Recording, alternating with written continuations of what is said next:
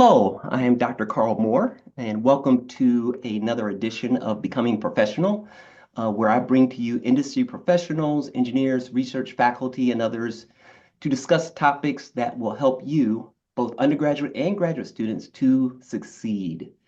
You can access our prior discussions in the description below this video.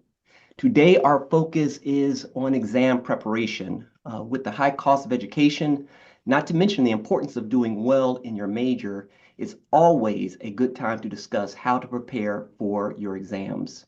I have three highly accomplished guests to walk us through the tried and true exam prep methods. Let me go ahead and introduce each one of them to you. Dr. Leslie Richardson is the director of the Center for Advancement of Teaching at Florida State University in Tallahassee, Florida. Before she joined FSU, she directed the Common Admission Test, or CAT, at Florida International University. It was Before also the that, Center for the Advancement of Teaching. Sorry about that. say again, Leslie. It was also the Center for the Advancement of Teaching. Oh, excellent. Okay. Before that, she was an associate professor of English and professor of teaching at Xavier University of Louisiana, the country's only Catholic HBCU. She earned her PhD from Tulane. Thank you, Leslie. Yeah. We also have Dr. Jamel Ali. He's an associate professor of chemical and biomedical engineering at Florida A&M University, Florida State University College of Engineering in Tallahassee. He also is affiliated with the Condensed Matter Science Group at the National High Magnetic Field Laboratory.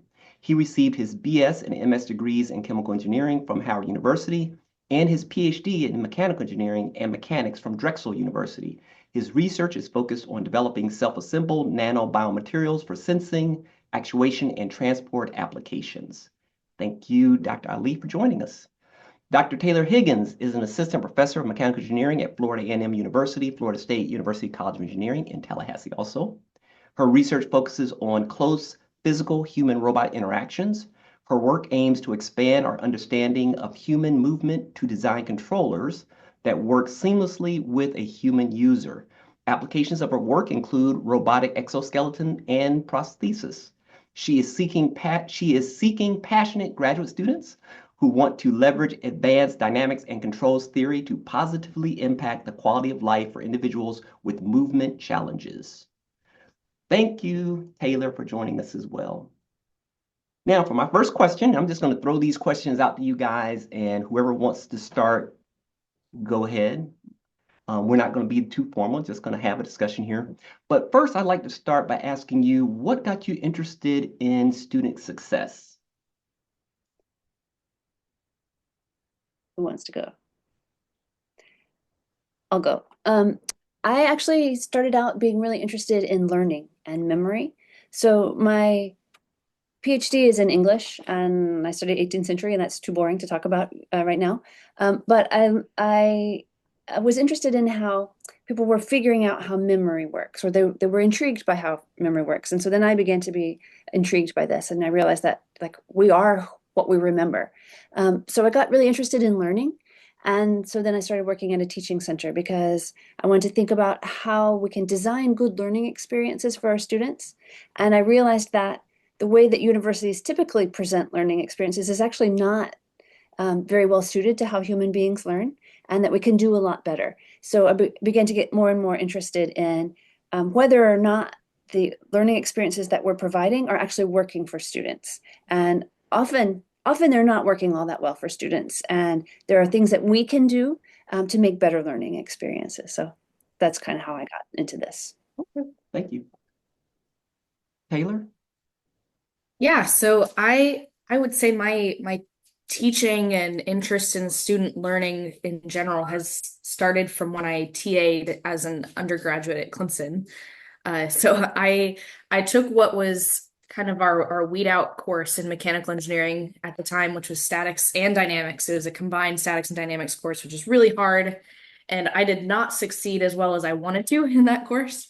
So I actually I stayed on as a TA in years after and realized that the fact that I didn't immediately understand those topics is actually what made me a really good TA, because I knew tips and tricks to get people through the difficult parts and found out that I had kind of a knack for explaining some of those more challenging topics. And so I grew this passion for teaching and seeing those light bulb moments that's kind of stuck with me ever since then, and is one of the main reasons that I decided to go the tenure track route, is because I didn't want to give up the teaching aspect of what I get to do in academia. Wow, great. Thank you. We're Thank very you. lucky. Jamil? Yeah, I think we're all interested in learning because we're in academia, and that's what what we do, and we were all students at one point. So, and actually, even for research, I'm not sure about Taylor, but I'm really interested in vision-based learning for robotics now, doing things at the small scale. But yeah, in terms of like my kind of journey, starting off with undergrad at Howard, I actually got to be a TA for some classes, and that kind of got me on the path of thinking about like how others people think. And then that kind of continued into grad school, and even myself as a learner, things had to change in terms of like how I learned going from undergrad to grad school. So it's a little bit different. Um, and so now as a professor, just thinking, putting my mind in the mindset of my students, thinking about, how they're learning and how those differences, across students you know, um, is very interesting for me to kind of explore. Excellent. Okay. Wait, great. Thank you. Thank you. What strategies have you found most effective for helping students manage their study time and even reduce stress as it gets closer to exams? Mm. I'm going to maybe give a different sort of answer than the others since I'm not an expert in your field. But I think that one of the most important things that we need to know about learning, and one of the things that research has been indicating in the past few decades, is that learning is a very social and emotional process. And I always recommend to students that they should study with other people. That doesn't mean like sitting quietly with other people around. Instead, it means like talking to people about the work that you're doing. So that rather than sitting in your room quietly reading over your notes, the best thing you can do is like maybe go outside and take a walk if it's beautiful weather, but talk to somebody else about what you're learning. So pretend you have to give a quick summary of what are the high points of this semester, or think about like, um, if I were the professor and I wanted to know if my students really understood this material, what kind of question would I ask? So trying to come up with questions and then think about like how you would answer them is a really good way to sort of like for yourself test your understanding, but also to help you see where the gaps are, right? So instead of trying to passively stick stuff into your head, right? It doesn't really work, right? We get this sort of illusion of fluency where we think we get it, but then we can't do anything with it, right? So it's really better to talk you're studying, right? And to talk to other people. So I'm sorry, I'm going to go on a little too much, but there was a really important study that Yuri Treisman did at Berkeley several decades ago. He was following math students and trying to figure out why some of them were doing well and some of them weren't. So when he had groups of students and they all had approximately the same test scores and GPAs from high school. So they were equally qualified, but not all of them were succeeding. And so what he did is he turned anthropologists and he followed them around to see what they were doing. And the students who were studying together, who were working together on their homework, were doing better on the exams. So it wasn't that they were cheating on the homework, but instead they were sitting there together. And so they could say, wait a minute, how did you solve this one? How did you solve this one? And they talked it over. And so they were talking about their thinking all the time. But the students who were trying to go it alone, who were trying to study by themselves, they were not scoring as well, right? They just weren't performing as well. They were doing what Claude Steele would call over-efforting. They were putting a lot of work in, right? They were trying really hard. It wasn't that they were lazy, but they thought they had to do it all by themselves.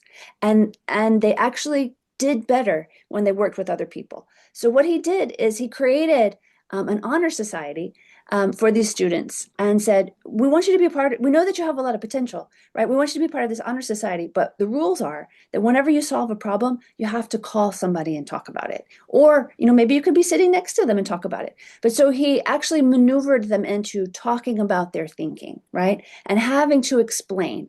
And it turns out that when you have to explain, you often catch a lot of your own errors, or you start to figure things out as you go along. But also, even if you don't, you've got somebody right there to tell you in the moment what it is that, like you've misunderstood, or you skipped a step, or you didn't understand something else. And so we learn so much better when we learn together, right? Human beings are social mammals, right? And we need each other.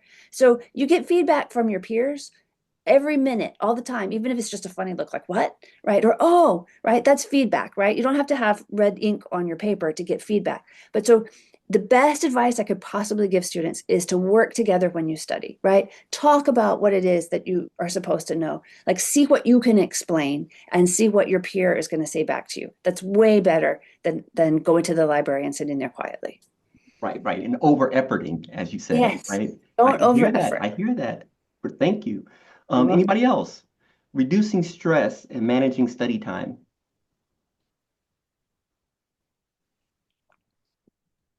I'd say I definitely agree with Leslie that there are some ways to study that are just super onerous and not all that effective, and then there are other ways that are more efficient and more effective.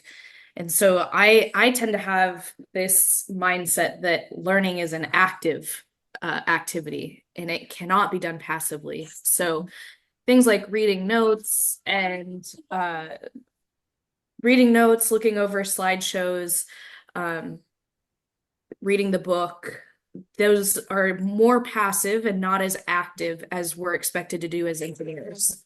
So what I would also suggest is try to understand how you're going to be tested. So in engineering, a lot of times you're being tested by being given a brand new problem that you've never seen before, and you're being expected to solve that problem. So the best way to study is to practice exactly the same way you're going to be tested. So that means looking at brand new problems, seeing if you can get all the way through a brand new problem, seeing if you can get all the way through that brand new problem in the amount of time that you're allotted for an exam. So these are all little pieces that you've got to match. Otherwise, you're going to have a false sense of how prepared you are for that exam.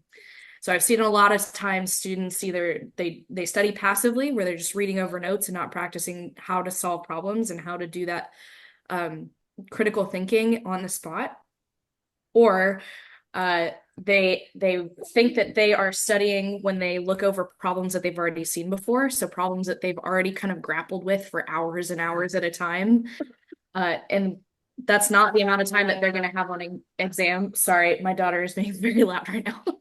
Wow, no problem. But yeah, so that's my philosophy, is that learning is active and you need to practice exactly the way that you're going to be tested. I love that. Love that.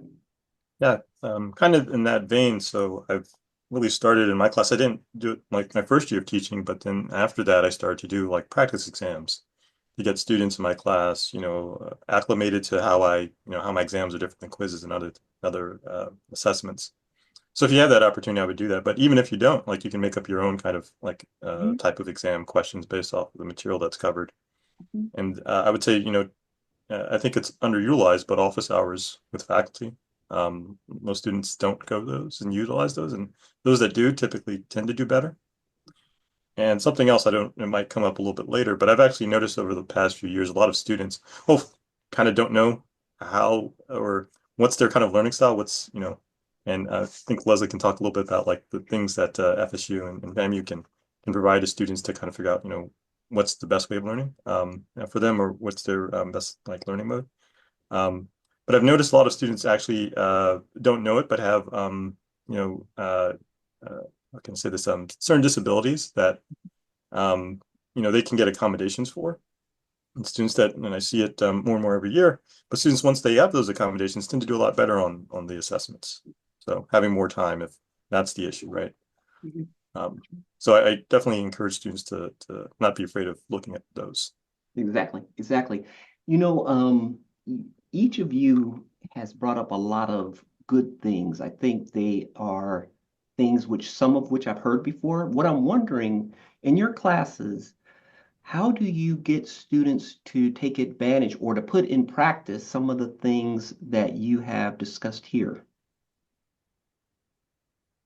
I'm guessing if your classes are anything like mine, you sometimes have students who could benefit from some of these methods, but they're looking at you saying, I'm not sure I really need that.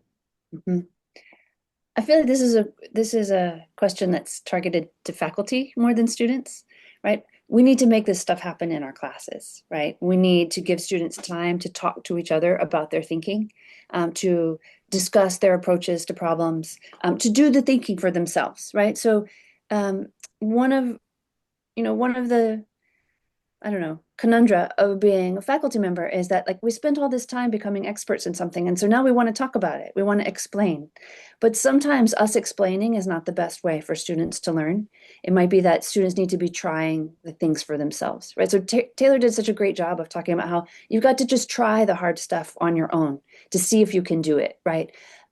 When an expert explains something really well, we get what I referred to this just a few minutes ago, called an illusion of fluency, right? So I sometimes say I'm an English professor. I last had math when I was a teenager, right? But so I just didn't have to take it, so I didn't, right? But I went to my friend Mike's Calc 2 class one time, and he's really great at explaining. He's funny, and for 75 minutes I understood calculus, right? Or I felt like I understood calculus because I understood what he was saying, right? But actually, if you were to give me a problem, I can't even translate the math to English, right? I don't know what the different squiggles mean. I would have no idea where to start, right? I could not operationalize anything, but I had a beautiful illusion of fluency, right? And we experience this all the time in classes where we think, oh yeah, I'm writing this down. This makes total sense. But then we're given a problem and we're asked to grapple with it and we don't know what to do with it, right? We don't know where to start. And so what we have to do as learners is find the problems, right? Just as Taylor was describing. Maybe it's in the back of the book. Maybe who knows where you get the problems. Maybe you invent the problem yourself and then try to solve it.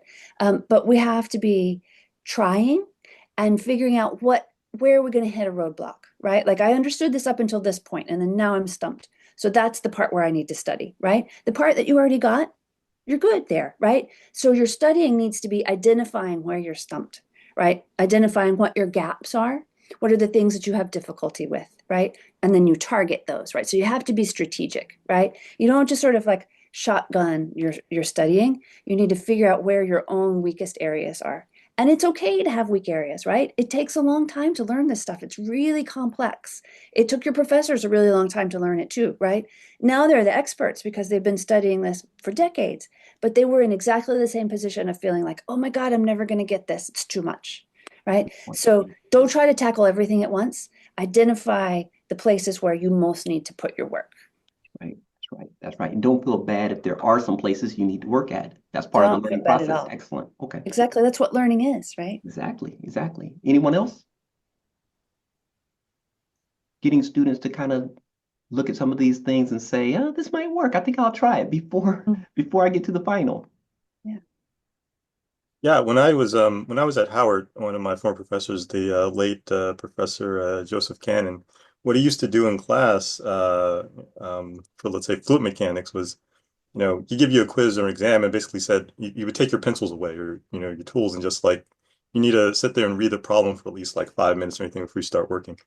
Because many times students in engineering, it's not so much that they don't know the math, it's how to translate the words into the math problem they have to solve, right? And so you really instilled in them that. I haven't done that yet, but I'm thinking about it. I hear it. Great.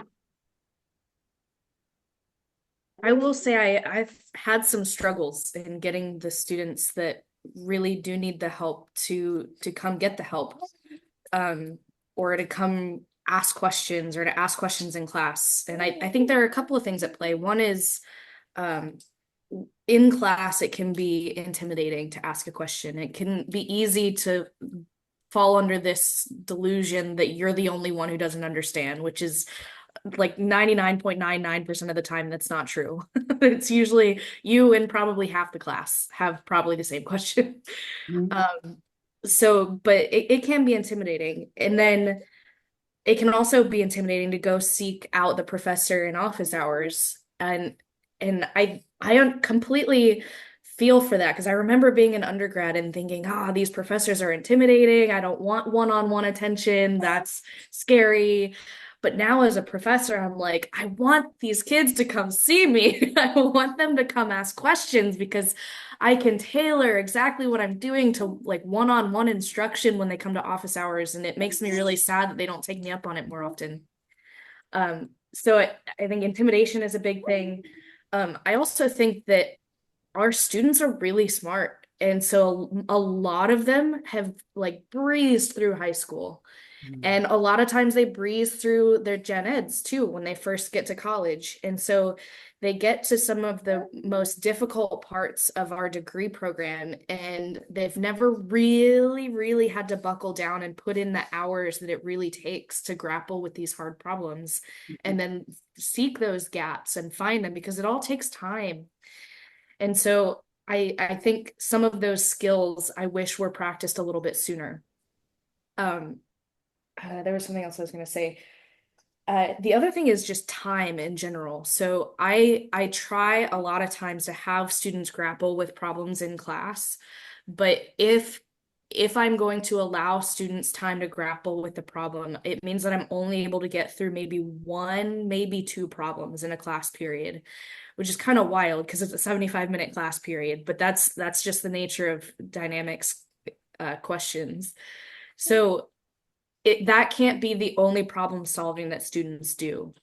I cannot go through enough examples in class for students to truly grasp the material. So work has to be done outside of class to grapple with problems in the same way. And so all of those challenges that I talked about previously, those all kind of tie into this issue of maybe students not doing that outside work to grapple with problems the way that they should. Right. Let's talk about growth mindset a little bit. I think Leslie kind of mentioned something that made me think of that. But in your experience, how does fostering a growth mindset influences a student's approach to exams? And are there some ways that we could help students get to a growth mindset instead of a fixed mindset? Mhm.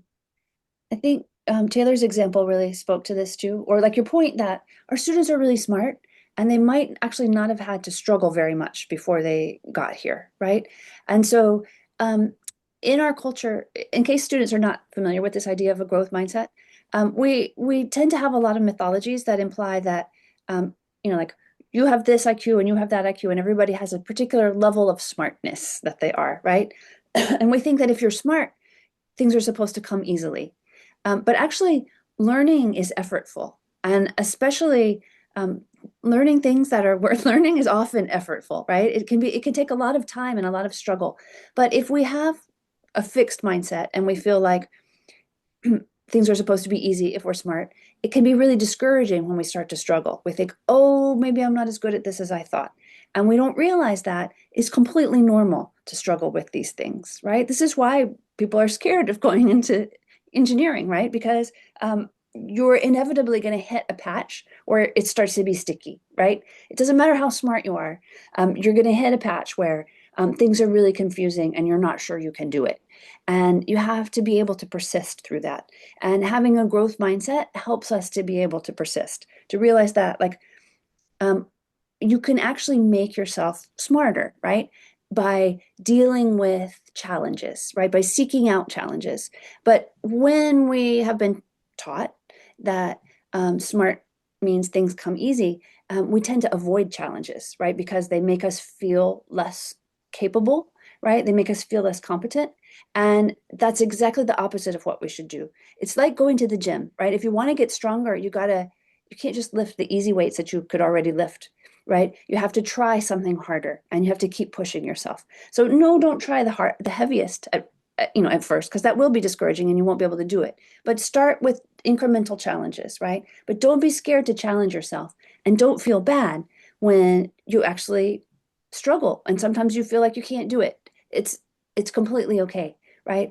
When I talk to the faculty in math, especially like Calc 2, Calc 3, whatever faculty, they say students don't realize that they shouldn't expect to be able to solve all these problems in just a few minutes, right? Not only is there a problem that's going to take an hour, there's going to be a problem that's going to take you days to solve. That doesn't mean that you can't do it. It's normal that it's going to take days to solve a problem. So you have to acquire an awful lot of persistence to be able to deal with these things that, you who are the experts are used to that, right? You realize that your attention has to endure and you have to just sort of like stick with it and sometimes be puzzled by things, right? But it's okay. It's completely normal and natural. And what you have to do again is like challenge yourself on purpose, right? And don't be sad when a problem defeats you. It's okay. Try another one. There you go. Jamel? Yeah, Oh, I I thought you think had your microphone ready, so I thought you were about to make a comment. no, I mean just one thing to add on. I've noticed more and more students undergraduate level interested in research, and if they can kind of do that and still kind of don't have too many outside activities, then I find that they kind of also kind of build up this kind of problem solving tool set by doing undergraduate research, where they're struggling on something either experimental or computational that also kind of lends into some of the things that they're doing in their courses. So if students have the option, I think they should look into maybe some undergraduate research too, Good idea. because that also puts them in touch with like other undergraduates, grad students, that have taken these classes, and that can help as well. Right. I think that's a great point because undergraduate research is often less well defined of problems. It's those unstructured problems that there's no kind of expectation that you're going to be able to sit down and solve it in the next hour. And so I think you're right. I think students have a chance to kind of flex those endurance muscles with undergraduate research and then can possibly apply it to their classwork as well. So that's a great point. I think that's awesome. I think I one wonder, thing, oh, go ahead, Taylor. I'm sorry. sorry, I was just going to say that one thing that I do is I think sometimes students look at professors and try to, I don't know, in their mind somewhat like deify their professors and think that we're just like this, Thanks. we've always known dynamics or we've always known calculus, whatever it is. But I try to be as I'm not exactly sure how to say it. I try to make sure that I show my own struggle to the students. So anytime that I come across a problem where I'm like, oh, this problem is really tricky on the trig. And so I will always get it wrong unless I do this trick. And it's a trick that I apply throughout the course, and it gives me a chance to show them that like, hey, there are strategies to get past those difficult parts, and that I am human and I make mistakes, and I have sticky parts still that I have to slow down and be careful about and think very carefully about. So um I think a lot of times we can have expert blindness as professors too, where we don't do that slowing down and realizing that, it's not immediately obvious to students some of the things that might come to us more quickly now that we've been working on these problems for decades, but like it's not decades in my my Right. experience. Right. But I think you're right. I think that kind of vulnerability maybe even helps our students to see that we did not get this immediately. And we still make mistakes doing a problem. And it's just part of the process. Yeah, Right. Yep. no question. Yeah. I think that will get them more in a mindset of, hey, you can grow into knowing how to do these things, regardless of how you feel right at the start. Yeah. Yep. I think just to kind of add on to that, I mean, Mhm. a big part of this is students take an exam and they do poorly and then they feel bad about it. But I think the key part is learning from it, right? So making sure that, what you missed, I mean, that's the greatest tool to learning is failure, right? It's learning from your mistakes, right? It's kind of part of this. Yeah. What about our teaching centers and the faculty? What are some things we can do to kind of foster critical thinking and problem solving skills for our students? I think a lot of them, they come in, maybe, I don't know if this from high school or maybe from some previous course where they pretty much want to just kind of memorize things, right? And how do we get them into more of a critical thinking, problem solving mindset? I'm trying to resist the temptation to always jump in first. I'm sorry, I'm so obnoxious. Go ahead. Oh, you're Um, fine. Go I ahead. think that in a lot of cases, high school has trained students to think that knowing the answer means just like selecting the right option, right? Or that there is a definable answer and that I could just memorize things. And so college is really where you have to like regain your sense of wonder at how crazy learning is, right? And how much there is to know. So as faculty, though, I think we need to give students more opportunities to do their own thinking, right? So rather than being so tempted to talk a lot, like I do, like right now, we need to let them do the thinking, right? So in my own classes, because as you probably are noticing, I like to talk about things that make me excited, right? I have to work really hard in my course design to make sure that I don't just talk the whole time, right? So I have to have activities planned that I give students to do so that they get to talk and do the thinking and solve tough things together, right? Because otherwise, like, I'll take over, right? And oops, the period will be over, and it's just been me talking, right? So we need to eliminate that. But it's hard for us sometimes because we spent a lot of time becoming experts because we're interested in this stuff. But our students need to get the opportunities, right? Right. To I do think critical that's thinking. perfect. So I critical think thinking, you don't right. learn that by watching somebody else do it. You have to do it yourself. You have to. And like Taylor was saying earlier, some of these problems, when you give the students a chance to do them in class, there's going to be a lot of class time that's going to just be gone for that activity. But what I'm finding, and I'm really even noticing that a lot this semester, I've gone back and I've looked at the course that I'm teaching and realized there are some things that are taking not an insignificant amount of class time that I'm not testing them on later, Mhm. though I am teaching it to them in class. Mhm. Some of those things I've said, let me spend less time on that and Mhm. more time on the things that I really want them to know, kind of an alignment issue, right?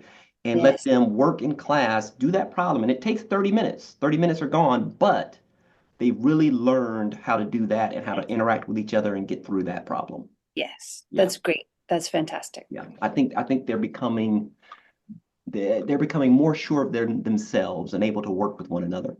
And they got the chance to try it, right? Exactly. They know you can solve the problem. They Right, need to right. figure out if they can solve the problem, right? Exactly. What do you guys think? Yeah, so in my class, I've been actually doing more and more projects outside of class. So, for example, this semester I'm teaching a class in materials, and right now the students are trying to grow their own crystals at home, and then thinking about like the microstructure and everything else. But I don't, tell them all this stuff. They have to like come up with it on their own. I don't tell them what crystal to just say that it has to be a single crystal. And so I'm finding like more project-based learning is, I think, helping out with, a lot of the course material that, I typically would spend a longer time to cover. Excellent. Interesting. Okay. What I've been trying to do more lately is to create a bridge between the memorization type learning, studying mindset, whatever it is, and the completely critical thinking aspect. And so I've been trying to give students strategies that are consistent across all problems to help them get from this point of looking at a problem and freaking out because they don't immediately know the answer to at least making some first steps, possibly getting some partial credit on an exam, and also guiding their thinking into what should they go check for next. So the way that looks in dynamics is uh first off writing down the knowns that are given in the problem and trying to write them down in as mathematically of a sense as we can. So translating the words into math, and then writing, of course, is the unknowns, like what are you being asked for? And then the next is almost always drawing a free body diagram. And so after that, there are a couple of other steps that I could go into, but there's generally this at least the first initial steps to solving almost any problem are usually the same, and they can help you get past that point of freaking out about not immediately knowing the answer. And so it's a little bit of a, I don't know, set of training wheels, I guess, to go from at least they are able to memorize those first few steps, and then it leads them into asking the right questions that will help them do the critical thinking portion. Right.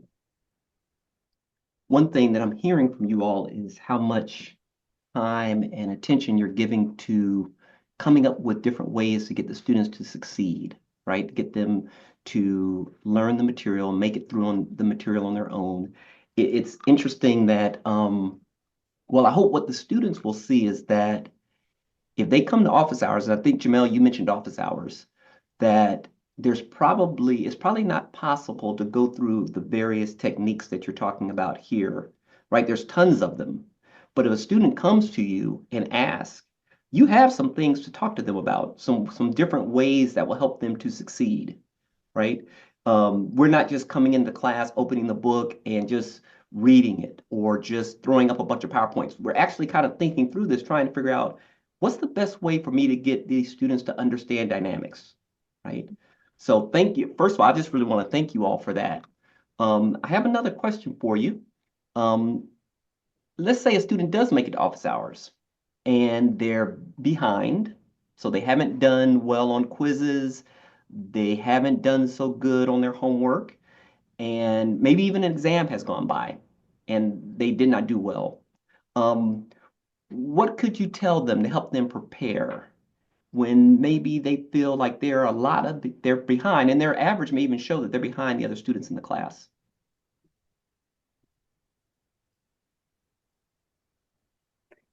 I think Jamel did a great job on this one already, right? To point out that that's great information, right? You have all this feedback on where your spots to focus on are, right? So when you do poorly on something, it just helps you to see like this is how I should prioritize, right?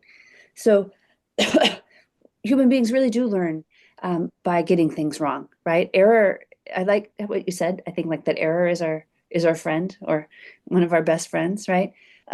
This is how you know how to concentrate your energy, right? Like again, like it shouldn't be a sort of a shotgun study approach, but instead, what did I, this is information for me. What does this exam reflect that I have most trouble with, right? So I'm going to focus on that now, and I'm going to strengthen myself in that thing.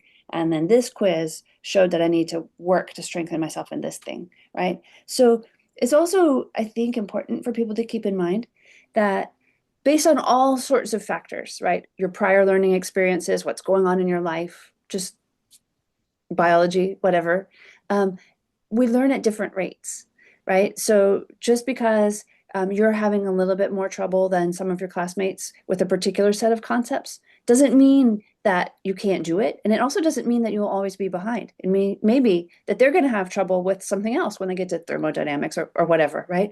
So it just happens that way, right? Lots of things are going on in our lives, and it's okay to struggle sometimes. Just, you've got time, right? You actually can catch up and just figure out what it is that you need to focus on.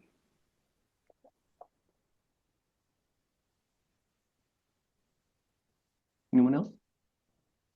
I would second a lot of what Leslie said, is that it's super important to try to hone in on what are the misunderstandings so that you can try to make up for that misunderstanding going forward.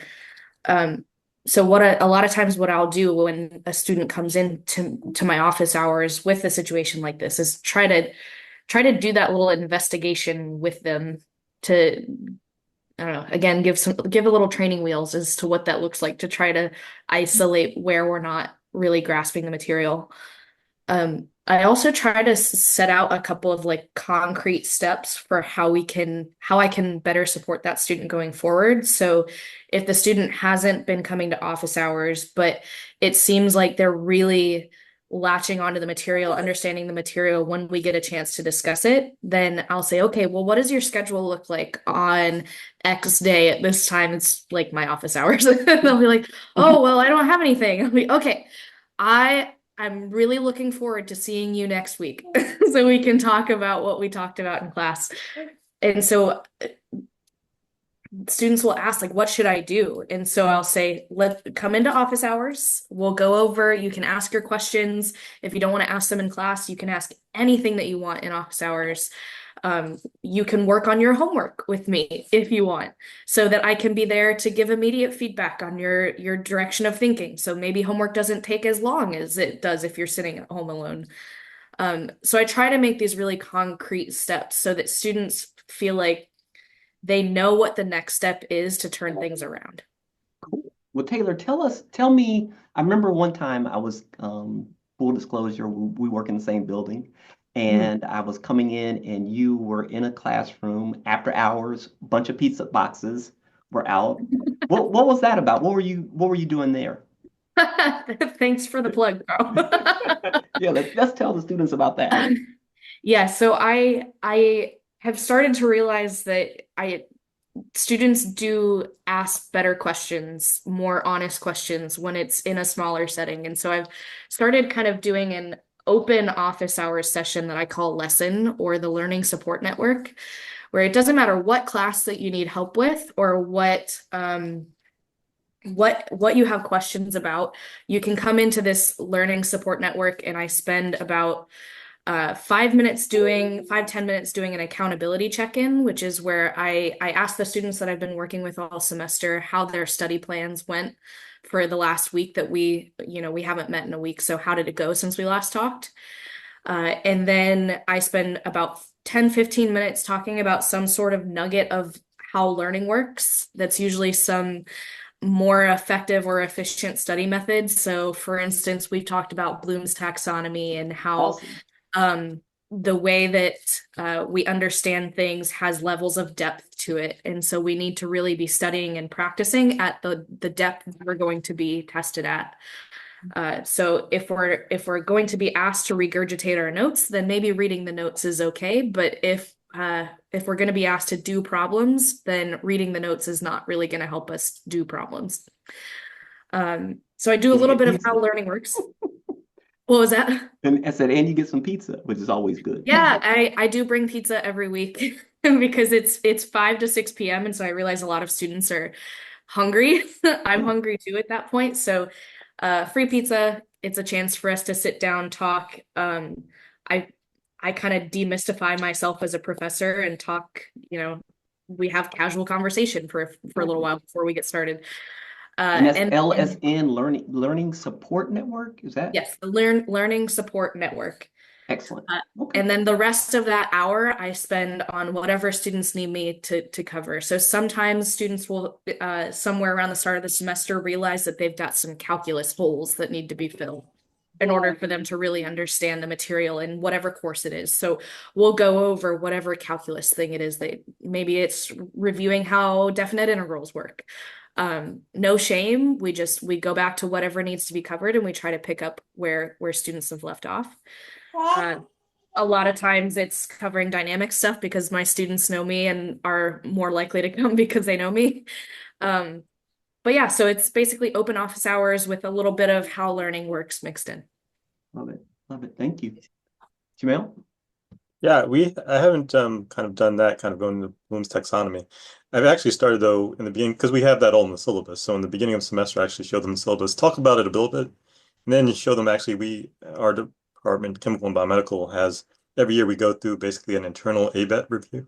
So we kind of go through that, but I show the students, hey, this is actually what we meet every year, and we talk about you all and how you performed last year, and did we meet the levels of learning and so on. But actually, we've actually have a formalized tutoring uh, session for students where some of the students from more senior years actually tutor the junior students. That's for the undergraduate level. But the graduate level, we've actually been preparing some of the grad students from senior or higher level years, like third or fourth year students, with maybe first year students in some of the courses that they're taking and trying to get them ready for those qualifying exams or preliminary exams they'll be taking. So it's a little bit different for the grad students than the undergrads, but yeah. Great. That's great.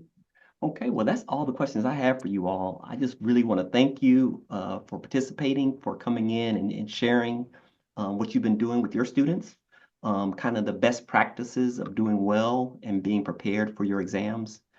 Thank you very much. Thank you guys for all that you're doing for our students.